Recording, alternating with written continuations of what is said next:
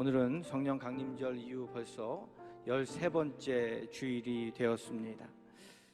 성경은 말씀하기를 내 살은 참 양식이요 내 피는 참 음료다 라고 말씀하십니다. 이 말은 예수님을 따라서 예수님을 닮아가라 라고 하는 말씀입니다.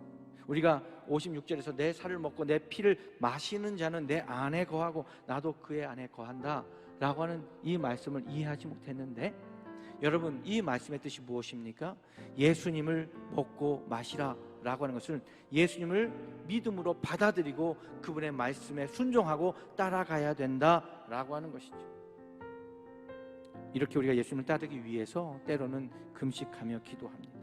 또 고행을 하기도 하고 절제의 삶을 살아가는 이유는 경건의 훈련 방법이다라고 하는 것이고, 이러한 것은 모든 그리스도인들이 함께 따라가야 될 예수님을 향한 여러분 믿음의 태도다라고 하는 것입니다. 그렇다면 우리도 그 예수님을 따라서 예수님을 믿는 그 믿음으로 나아가야 되는데, 많은 사람들이 아멘은 하지만 실제로 우리의 삶 가운데 예수님을 닮아서 예수님을 따라서 그렇게 사는 삶을 살아가고 있느냐라고, 우리는 그렇게 할 수 있는 존재가 못 되지 않습니까?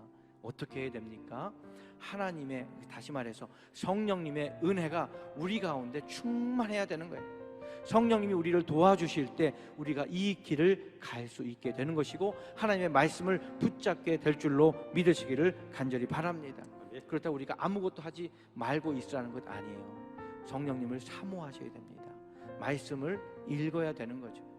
처음에는 우리가 말씀을 읽어 나가지만 나중에는 말씀이 우리의 삶을 인도해 나가는 은혜를 우리가 경험하게 되는 거예요. 그래서 교회는요, 모든 교회가 다 성령의 은혜로 날마다 충만해.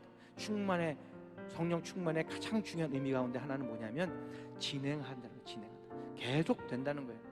한번 성령 체험하는 것은 여러분 일생에 우리가 한번 성령의 은혜를 체험하고 예수 믿고 구원받지만, 성령 충만은 지금부터 시작해서 우리가 하나님 나라 가는 그날까지 날마다 계속해서 충만해야 되는데, 이것을 다른 말로 말씀 충만이다 라고 하는 것이죠. 이 말씀을 통해서 예수님을 나의 구주로 영접하고 진리 되신 주님을 따라가게 되는 것입니다.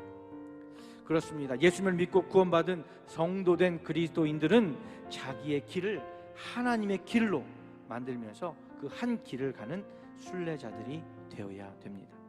지금 우리가 가는 이 믿음의 길이 순례의 길입니다.